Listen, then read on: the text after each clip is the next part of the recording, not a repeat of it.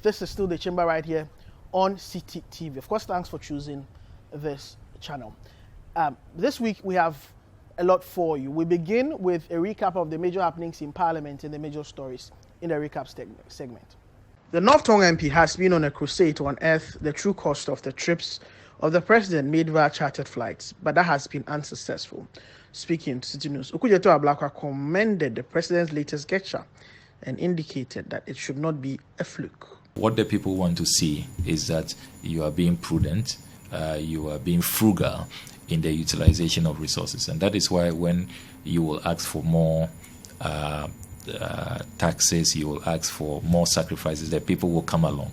But governments that fail to account, like when I kept asking in Parliament, what is the cost of all these chartered aircraft? Eventually, we were told by the National Security Minister that it is a national security matter. So the clear lack of transparency. When you have a situation like that, you don't expect the people to come along with you when you ask them to tighten their belts, because they see that you are not protecting the public purse. You are not keeping your part of the bargain. So I do hope that this will mark a new era, and it will not be a fluke. It won't be a 9-day wonder. On the matter of the stranded students in neighboring countries of Ukraine due to the ongoing invasion by Russia, Samuel Okudzeto Ablakwa called for arrangements to be made for the evacuees to continue with their education, especially in Ghana. We are seeing other countries like Bulgaria, Hungary. I've seen an advertisement from Canada seeking to have these students consider their jurisdictions, that they can have course credit transfers, and then they can graduate in those countries. What are we doing? Shouldn't Ghana be the first country that comes up with a program, a roadmap to take care of our own? So I am hoping that we are not going to our institutions, the universities in our country, public universities, private universities, will come together and put together a special dispensation on humanitarian grounds. Let's see some flexibility. Let us care for these people. Let's show compassion. Charity should begin at home. Already, the climate in Europe is not looking good. We may just have a third world war on our hands. Do we want our students to travel back to those territories? And do they even have the right frame of mind to be traveling, to Bulgaria, to Hungary, these countries that share a border with Ukraine? Did you really think that these students would want to risk going back? On the floor of the House, Deputy Majority Chief Whip Lydia Seyram Al-Hassan made a statement to commemorate International Women's Day. The statement attracted some comments from MPs. That the current composition of the 8th Parliament of the Fourth Republic and the difficulties that have confronted same underscore the need for female MPs to show leadership towards consensus building. May I therefore use this opportunity as we celebrate International Women's Day to urge all female MPs on both sides of the House to show the way in collaborating towards consensus building. We, as females, have an obligation to project to Ghanaians and the world that we can be different. When women are in positions, Mr. Speaker, I dare to say that they do better than men. Mr. Speaker, I also dare to say that if the finance minister were a woman, we will not find ourselves in this situation that we find ourselves in Ghana. I dare to say that, Mr. Speaker. Mr. Speaker, so in short, what I'm saying is that women, we can perform, we can do better at times when we are put in certain positions. After conducting business for over 30 minutes, the presiding speaker's attention was drawn to the lack of quorum. After consulting and counting, he adjourned the House. The number of members at the time the count was done was 41. I'm still looking around. I don't see any more members have joined the House. Accordingly, adjourn the House to tomorrow, Friday.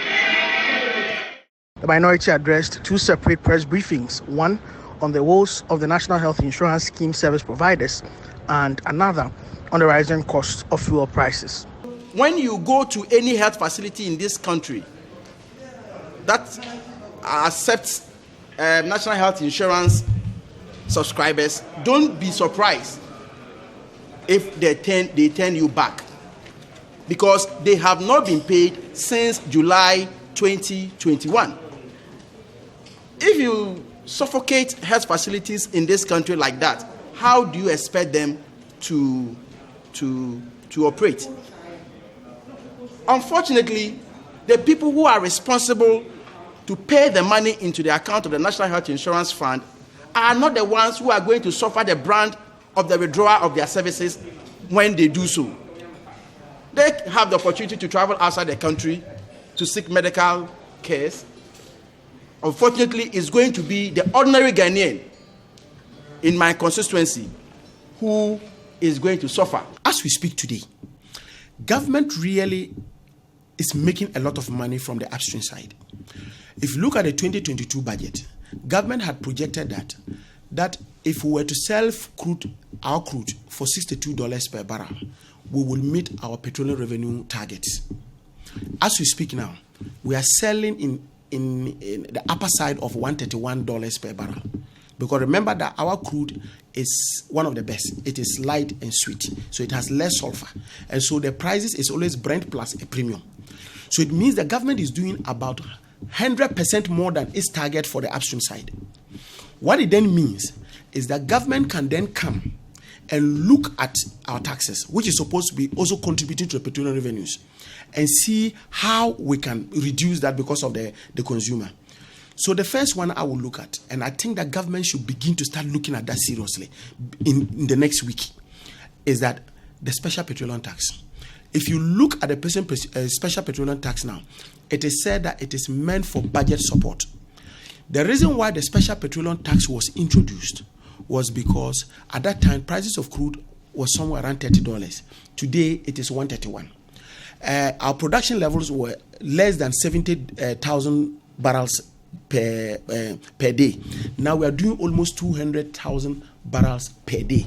So if you look at the two figures, the conditions are not the same. So it means that if we take out the special petroleum tax, because of the money we are making at the upstream, because we are making twice our target, we can balance it up there. The majority also responded to the minority's misgivings about the latest Supreme Court judgment on the voting rights of deputy speakers. The NDC is arguing that although the deputy speaker has not been specifically prohibited, but they are arguing that by parity of reasoning, once Mr. Speaker has been prohibited when presiding, they should also not have the right to vote when presiding. Our argument is that going by the reasoning in Kojoga Adra, you cannot approbate and reprobate. You cannot, when you are in government, argue because conveniently it goes for you. But today, you want to say that that decision should change. In any event, the gentleman who is a plaintiff in the matter is one of their own. A senior member of the House, K.T. Hammond, called on those who disagree with the decision to seek review at the right forum. When the court makes a decision, Supreme Court, it's when any court of any proper jurisdiction makes a decision, and it is not changed on appeal, it is not reversed, it's not whatever, overruled. It is the law, let alone the Supreme Court of Ghana. I mean, Supreme Court is the topmost whatever, final whatever, legal court of appellate, whatever. Final court in this jurisdiction is made a decision. You can go for review if you are so minded, and I advise them to do that. But if you don't go, you are stuck with it. You are chapped. There's nothing you can do about it. So all this business about we won't agree, we won't do this, what is it? Go to turn Parliament to another boxing, we're going to have a bout of boxing or whatever. Nobody is going to engage them in that. The landmark judgment of the Apex Court filtered in when the House was still in session. The minority leader Haruna Idrisu was the first to react.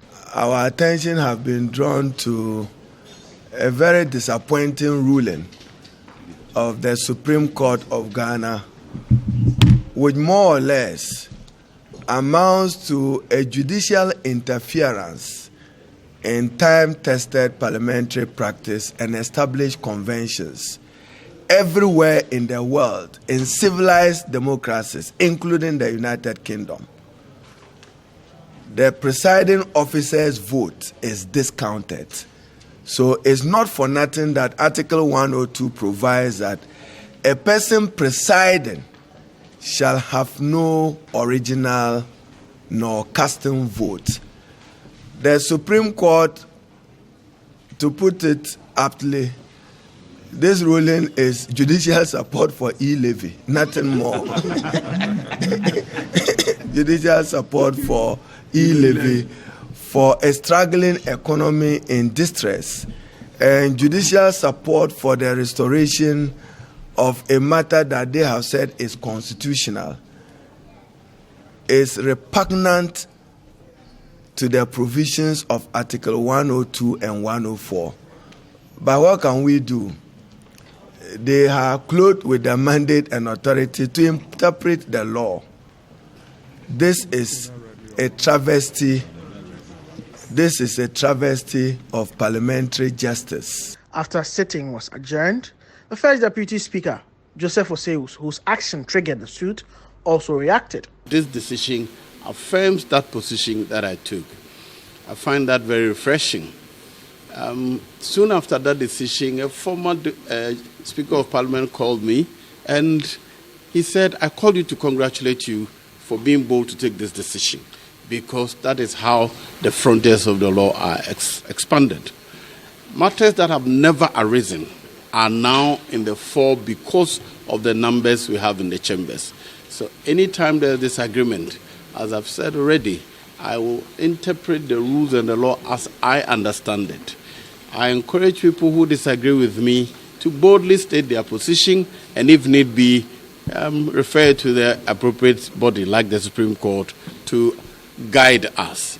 The Attorney General, Godfred Yeboah Dame, was in the House to answer questions on the creation of the Guan constituency for Santro Kofi Akpafu, Lolobi and Likpe residents. It is not in doubt that the Member of Parliament for Buem does not represent the SAL areas, even though the SAL areas have been placed under Buem. The Speaker, so the spaces are different. And I made the point that, indeed, the reason why we may have to annul the Buem constituency election is to ensure that the SAL areas are given the right of representation now. Apart from that, there's no law which actually places Buem within the constituency. It is only CI 128 which places SAL, It's only CI 128 which places SAL within the Buem constituency. There's not a law which places SAL within the constituency at all.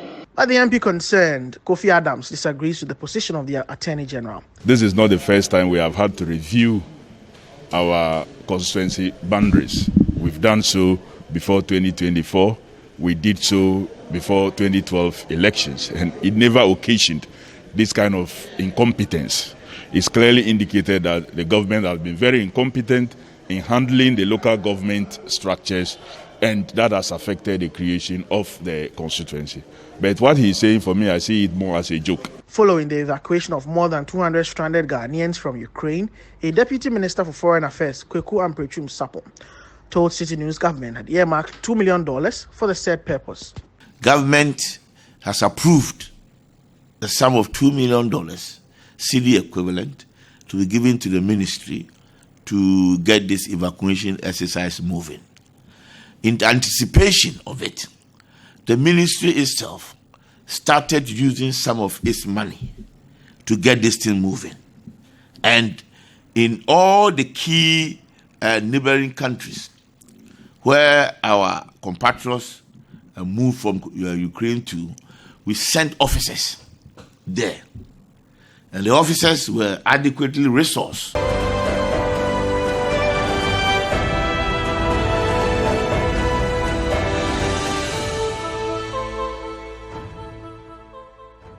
You're welcome back from the break. This is the From the Floor segment. This week is indeed From the Floor, of course, with a bit of an addition from the judiciary arm of government, the courts, the Supreme Court for that matter. First offering for you on the From the Floor segment this week, we are bringing you reactions from Parliament to that landmark decision that was made by the Supreme Court at the instance of law lecturer Justice Abdullah, who took this matter to the Supreme Court. The matter as to whether deputy speakers have voting rights or not when they are presiding. the matter was decided, stare decisis, by the Supreme Court of Ghana. Was a panel of 7 judges.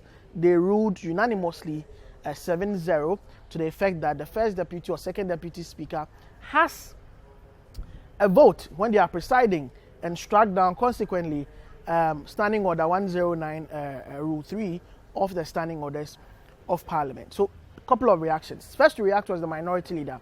He called it a travesty of justice. We have that clip for you.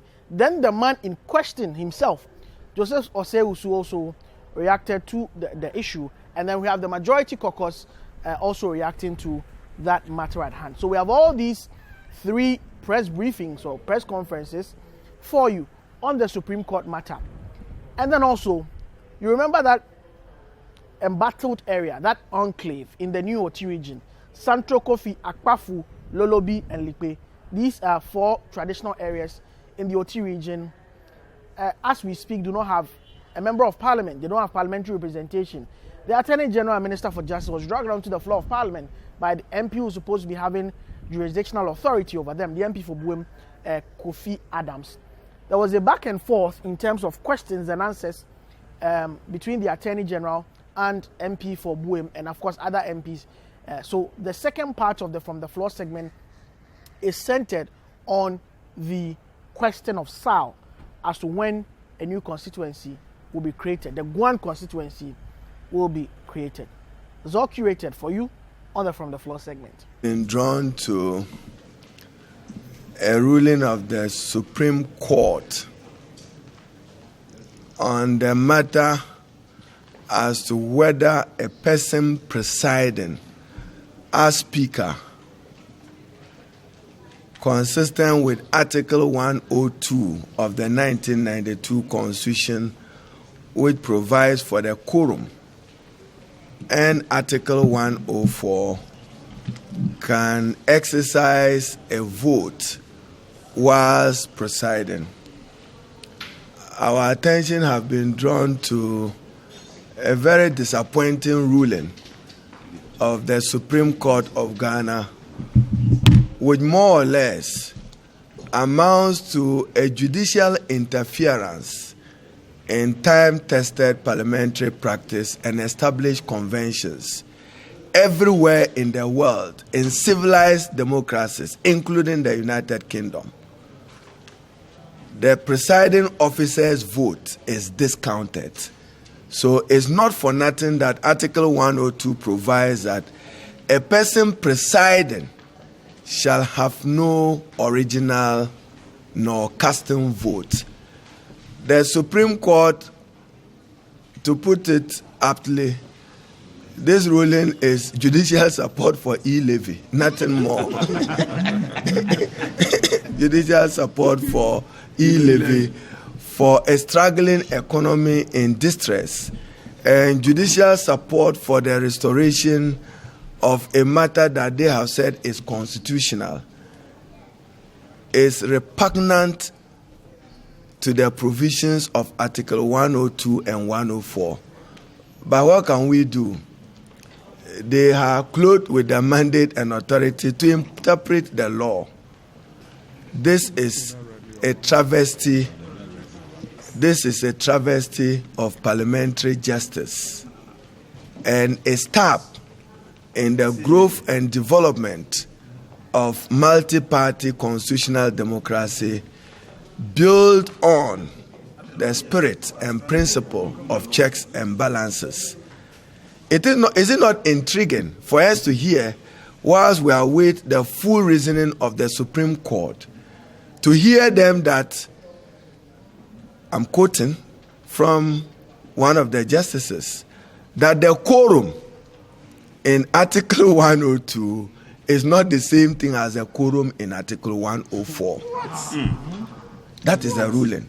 But we know that for quorum, Article 102 is authoritative on the composition of quorum for Parliament for purpose of conducting business.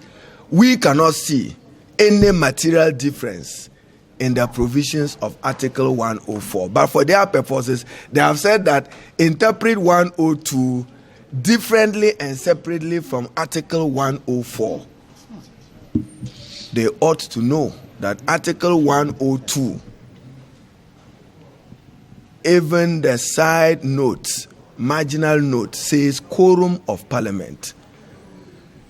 The judiciary of Ghana is also failing Ghana's parliamentary democracy in their inability to appreciate the true meaning of Article 110 of the Constitution, that Parliament shall by standing orders regulate its own proceedings. When we regulate our own proceedings, and today reference is only made to the 1992 Constitution and not to the standing orders of the Parliament of Ghana, and in particular, Standing Order 13. Today, as we speak, the Speaker is indisposed. There is a presiding person in the first Deputy Speaker. So, for your purposes, can you imagine what will happen in Parliament? While the first deputy is presiding, there is no second deputy speaker available who will preside to supervise him voting for our purposes. Repugnant and unreasonable decision. He is presiding, so where he is presiding and the second deputy speaker for some purposes is not immediately available in the chamber, he will walk down, vote. At that time, there will be no person presiding over the Parliament of Ghana. This is a judicial support for President Nana Addo Dankwa's e-levy that he is laboring to pass. We remain opposed to it, stitch by stitch, clause by clause, article by article. When it is presented, we will fight back strongly with our 137 votes. From today, maybe there will be a new definition of who a first or a second deputy speaker is. Maybe they don't deserve us according them the offices they occupy. Maybe that is what the Supreme Court is ruling. We will just recognize them as MP for Fomina and MP for Bekwai, nothing more. It was a voice vote, and I did not participate in the voice vote, but I insisted that I be counted as a member of parliament present to constitute the quorum before a decision was taken. Indeed, this decision affirms that position that I took. I find that very refreshing. Soon after that decision, a former Speaker of Parliament called me and he said, I called you to congratulate you for being bold to take this decision, because that is how the frontiers of the law are expanded. Matters that have never arisen are now in the fore because of the numbers we have in the chambers. So anytime there is disagreement, as I've said already, I will interpret the rules and the law as I understand it. I encourage people who disagree with me to boldly state their position, and if need be, refer to the appropriate body like the Supreme Court to guide us. As of now, at the end of it all, we are being guided. What we have not done before, where the way was not clearly marked out by our own standing orders, have now been cleared by the Supreme Court, and I think it will help us advance our democracy and our practice in this chamber.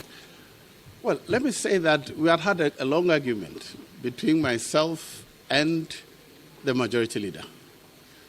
He argued that, in his view, a deputy speaker presiding was entitled to a casting vote. I said that reading the constitutional provision, I tend to agree with him, but I will not make that pronouncement because it is not so clearly stated in the standing orders and the Constitution. I'd rather that a body other than me will make that declaration. So I'm very glad that indeed that clarity has been given. But I'm not surprised. The text of the Constitution was very clear. And even Article 1093 was clear that you shall not retain the original vote. Whereas in the case of the Speaker, it said you shall not have either original or casting vote. when it came to the deputy speakers, he said he shall not retain the original vote. The natural consequence was that you would have a casting vote. This decision of the Supreme Court appears to affirm that position that was strongly argued. I agreed with, but I just stopped short of making that declaration because I thought if we had to make that declaration, I would have preferred that it would come from the Speaker or the House voting that it should so be. But what the Supreme Court has done, in my view, is to clear the way to remove any ambiguities in that respect. Well, his interpretation is his. What I know is that this matter was put to the Supreme Court to interpret the Constitution, and standing orders was pitched against the Constitution. The Supreme Court has concluded it is the only body that the Constitution has given the mandate to interpret the Constitution when there's disagreement as to what it means. Deputy Speakers, referees, in fact, you cannot be a deputy speaker unless you belong to a side of the House, unless you're part of the team. So that analogy, in my view, is wrong. We belong to teams. Indeed, the Constitution, and I think under Article 96, was very clear. You must have been sworn in as a member of Parliament before you can be elected as a deputy speaker. Secondly, it is expected that the deputy speakers will belong to one side or the other. It is not a question of being a neutral person, no. But all persons, once presiding, you are required to be impartial. Impartial. And that is what speakers are required by law to do. Why are we relitigating the matter before this Parliament? That point has been made at the Supreme Court, and the Supreme Court has very clearly ruled that that interpretation is wrong. Indeed, that was my view, that that interpretation was actually taking one out of the many scenarios in which a presiding member would be counted or not counted. Indeed, in this same House, that ruling had been made by Speaker Ajahu, and the ruling is very clear. Indeed, the current Speaker argued in support of that ruling at the time. So I'm surprised that people are changing the positions, but whatever misunderstanding that people had, I think that the Supreme Court has cleared it, and we are all bound to go by it. Why should that be an issue? I will just be counted as where I place my vote. There's no need for any getting up or anything. I vote here or here. Indeed, I've observed proceedings in the British Parliament and the American one. The person presiding will say, add my vote to ayes or noes. And I think that practice should suffice. So, I don't know how they come to that conclusion, but I'm inviting all of you. Yesterday's proceedings is available. Check. My name is there as the person presiding, and I also count members present. My name is both there as a member present and as a member presiding. How is it different from the decision of the House? I think that we should accept that partisanship is what influenced the sides people took. That is why we both moved the matter out of our partisanship arrangements and put it in the court where all arguments are heard, the decision is made. We should be guided by the decision of the Supreme Court. Well, I don't know what ruling that has gone against the minority in particular, that they have not bastardized. It's embarrassing in my view. Even when they have gone to court and they have failed to provide evidence, they still call their own failure to provide evidence to support their claim as an aberration. They are entitled to their view. When it comes to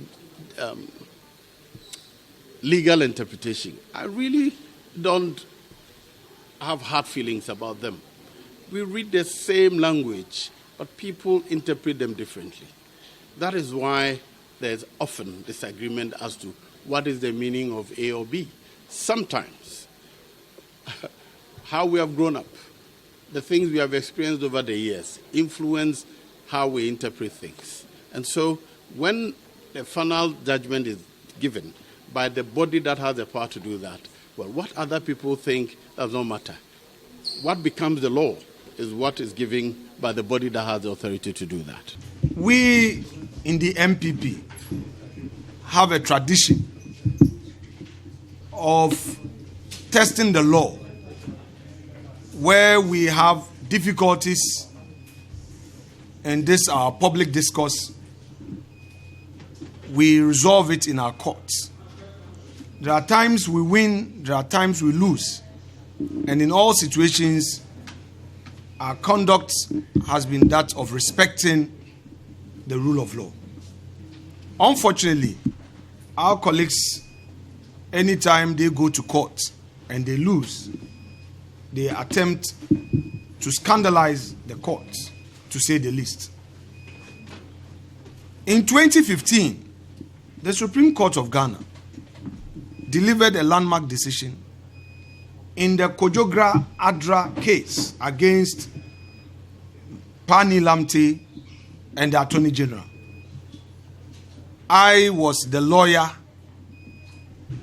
for Kojogra Adra.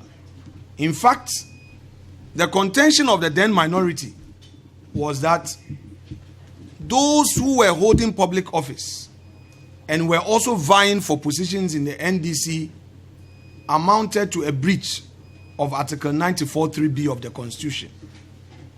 We argued this in the public space. When it didn't find favor, we went to the Supreme Court. What was the contention of Kojogra Adra? His contention was to the effect that, to the extent that Article 94(3)(b) had listed certain category of public servant, for the avoidance of doubt, let me read aloud 94(3)(b).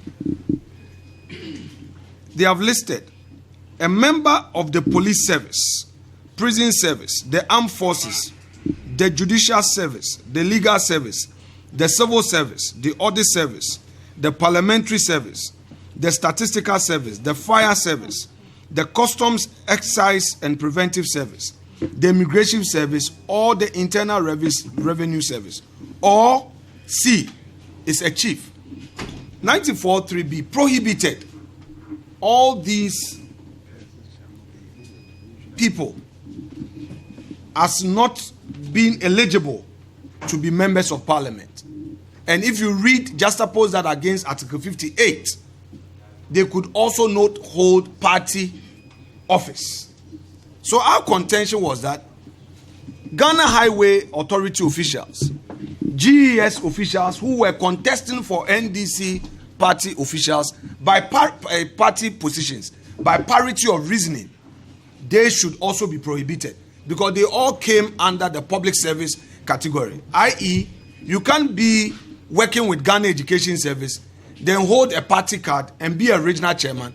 But if you are with Ministry of Education, the law will say you are prohibited. So that was our argument. But the Supreme Court was clear. On the 15th of July, delivered the decision 7-0. It was, the Supreme Court was unanimous. What did the Supreme Court say? All that the Supreme Court told us was that, look, to the extent that the framers of the Constitution did not include them, they could not add them. They will restrict it to those who have been prohibited. So that was the position. It is the same principle that has found its way in today's case. In fact, Dr. Ayeni, the then Deputy Attorney General, opposed me in court. His view was that if the Constitution had intended to include GES staff, Ghana Health Service staff, Ghana Highway Authority staff, it would have said so. We accepted the decision. We didn't scandalize the court. And their party members were happy to contest for position. That is how come officials from Ghana Highway Authority could contest for NDC party position. Question is, what has changed?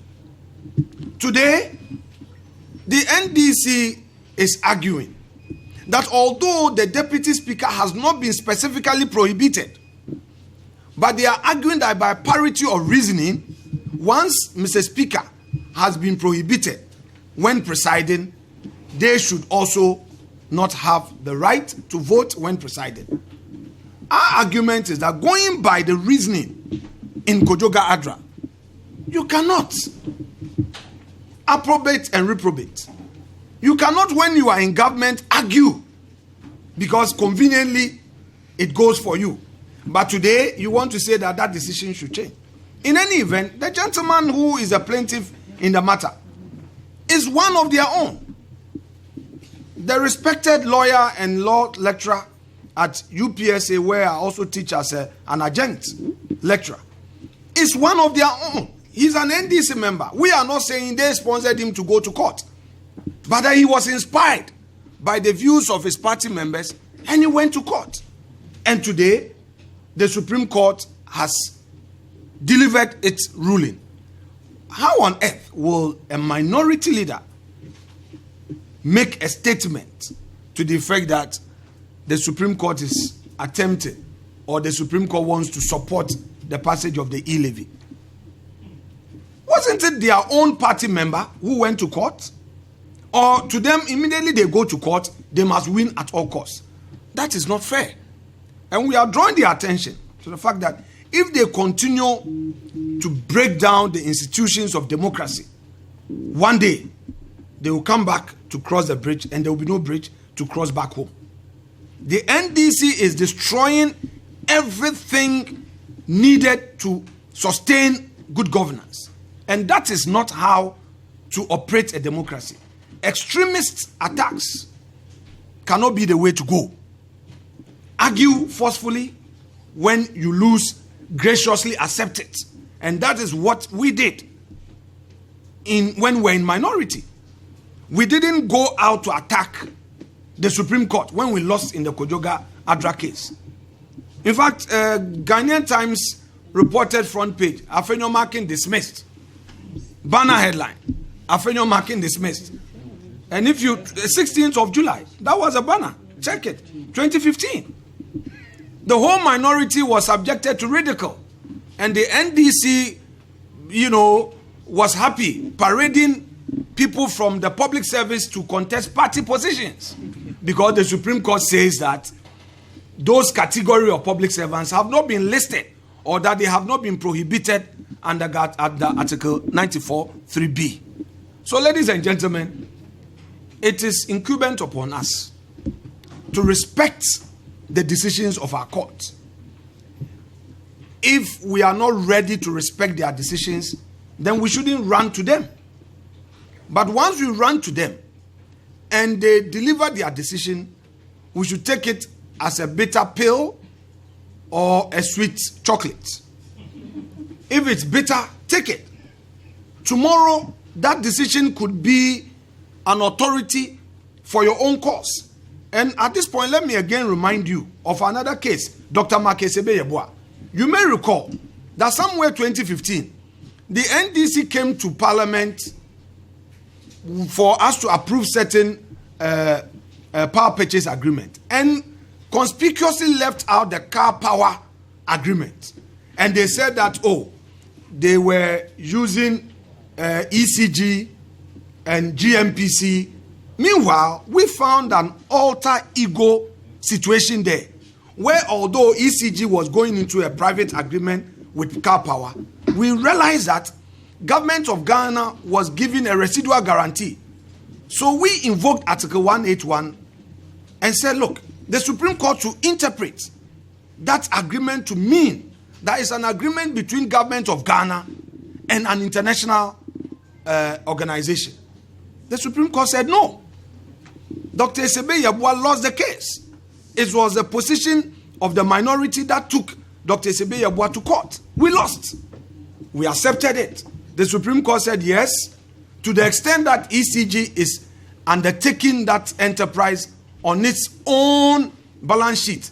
And the fact that it was a board of directors that approved the transaction, it has nothing to do with government of Ghana, irrespective of the residual guarantee. We accepted it. Not long after, the same NDC now said, certain agreement by state institutions should come to Parliament. When we refer them to Mark Esebe Yeboah case at the Supreme Court, then they chicken out. So, again, you realize that our colleagues are not principled enough. They always want to operate on the basis of convenience. And when they lose out, they attempt to bring down the whole superstructure. It is not good for good governance. The NDC must learn to accept defeat graciously. When they lose, they should accept it. We should respect the bench. We should respect the court. For us in the political class, if we do that, it's the only way of sustaining this our democracy. But if they continue to go on and say that if it's against them, they would attack and they would throw caution to the wind, I beg to say that they would ambush our own fortunes in this our path to good governance.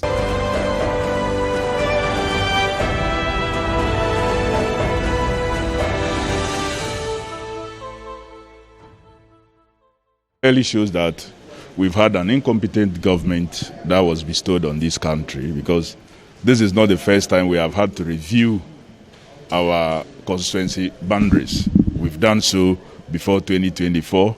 We did so before 2012 elections, and it never occasioned this kind of incompetence. It's clearly indicated that the government has been very incompetent in handling the local government structures, and that has affected the creation of the constituency. But what he's saying, for me, I see it more as a joke.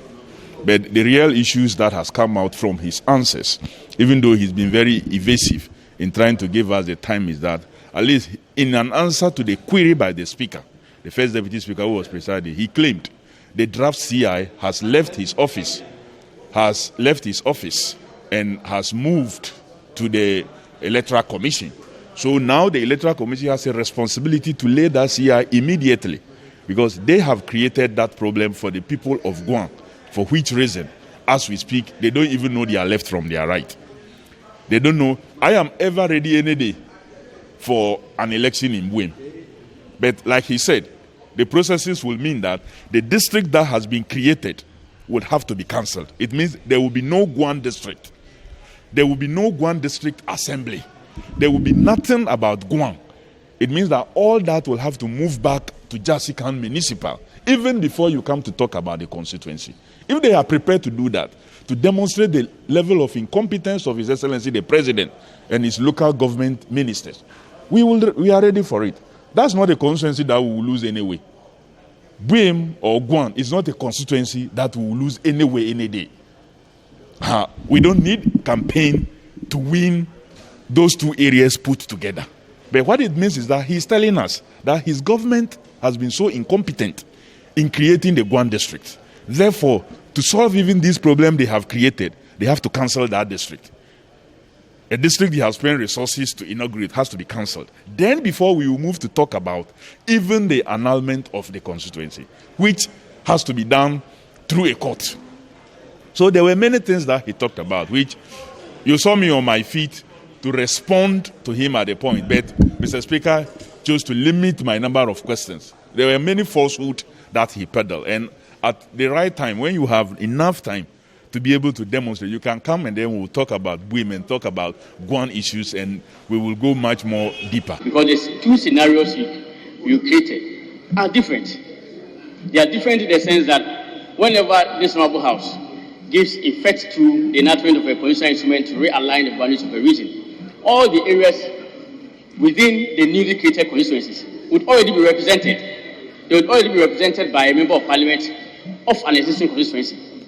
In this situation, you find SAR not having been accorded the right to elect a member of parliament in any constituency at all. It is not in doubt that the member of parliament for Buem does not represent the SAR areas, even though the SAR areas have been placed under Buem. Mr. Speaker, so the situations are different. And I make the point that, indeed, the reason why we may have to annul the Buem constituency election is to ensure that the SAR areas are given the right of representation now. Apart from that, there's no law which actually places Buem within the constituency. It is only CI 128 which places SAL, I'm sorry. It's only CI 128 who places SAL within the Boeing constituency. There's no other law which places SAL within the constituency at all.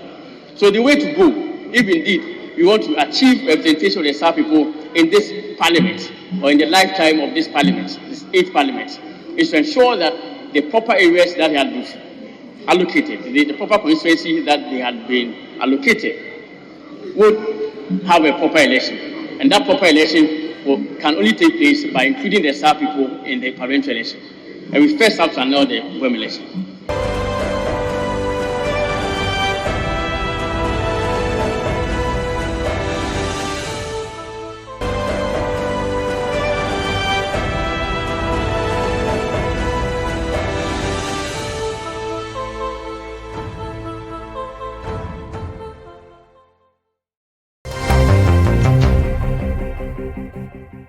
Hello and welcome back from the break. This is Duke's View. Of course, it's a very important matter that we need to broach. The matter of the Supreme Court's decision regarding the voting rights of speakers.